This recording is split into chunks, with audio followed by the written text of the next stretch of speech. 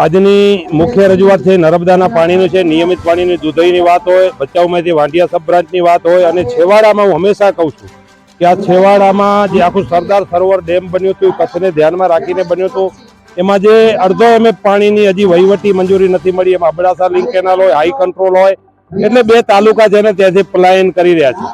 એટલે સરહદના માટે પણ એક છે ને, સરહદી જિલ્લાને સરહદ માટે પણ એક સારી બાબત નિશાની નથી. એટલે તાત્કાલિક ધોરણે આની વહીવટી મંજૂરી આપવી જોઈએ. બીજી બાબત છે, કચ્છમાં અત્યારે જેને વિકાસના નામે અનેક વિકાસો થઈ રહ્યા છે. ટાવર લેનો હોય, ક્રૂડ લેનો હોય, ગેસ લેનો હોય, પણ ખેડૂતોના ખેતરમાં તે નીકળી રહ્યા છે. વિકાસ થાય એમાં હંમેશા મેં કીધું છે કે ખેડૂતોને ભારતીય કિસાન સંઘને ક્યારેય વાંધો ન હોય, પણ ખેડૂતોના ભોગે વિકાસ થઈ રહ્યો છે.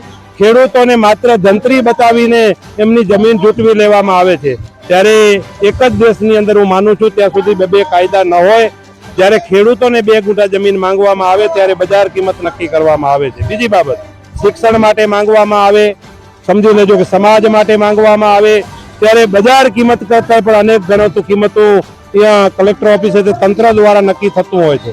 એટલે ખેડૂતોની અમારી સ્પષ્ટ માંગણી છે આમાં કે ખેડૂતોને વિકાસ થાય એમાં અમને વાંધો નથી, તો ખેડૂતોને એમને બજાર કિંમત પ્રમાણે જમીનના પૈસા મળવા જોઈએ, તો જ સંપાદન કરું. ત્રીજી બાબત, આપણે કચ્છની અંદર પશુધન પણ મોટું છે. હું ઢોરીને જ એક દાખલો તમને આપું તો એક ઢોરી ગામમાં 1000 એકર ગૌચર નેમ થયેલી છે. ત્યારે એમાં અત્યારે અદાણીને છૂટ આપી દીધી છે. સામેથી ખેડૂતો ઉપર ફરિયાદ કરે, ગામના લોકો ઉપર ફરિયાદ કરે, યાર કેવો ન્યાય કહેવાય.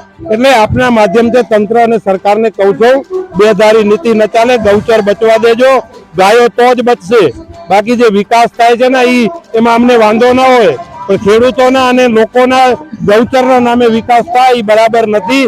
અને વિવિધ રેવન્યુના કેટલાક આજે લગભગ 11 મુદ્દા છે. નાની મોટી રેવન્યુમાં વર્ષોથી સીસારકાર થઈ ગયેલી જમીન આજે ખેડૂતો વાવે છે પણ એમના નામે નથી. એટલે આવી અનેક બાબતો છે.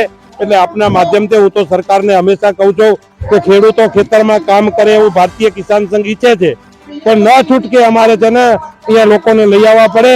એટલે ખેડૂતો ખેતરમાં કામ કરે એવું મહેરબાની કરીને છે ને, નહીં તો આવનારા દિવસોમાં અમારે વિવિધ કાર્યક્રમો આપવા પડશે અને પછી એ દરમિયાન કાંઈ પરિસ્થિતિ બગડશે તો સરકાર અને તંત્રની જવાબદારી રહેશે.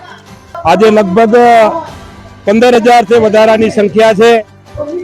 2000 જેટલી બહેનો છે. રેલી અહીંયાથી ટીન સિટીથી જુબલી ગ્રાઉન્ડ થઈને કલેક્ટર ઓફિસ સુધી જશે અને ત્યાં કલેક્ટરશ્રીને આવેદનપત્ર અપાયા પછી ત્યાં રેલી છે ને સમાપ્ત થશે.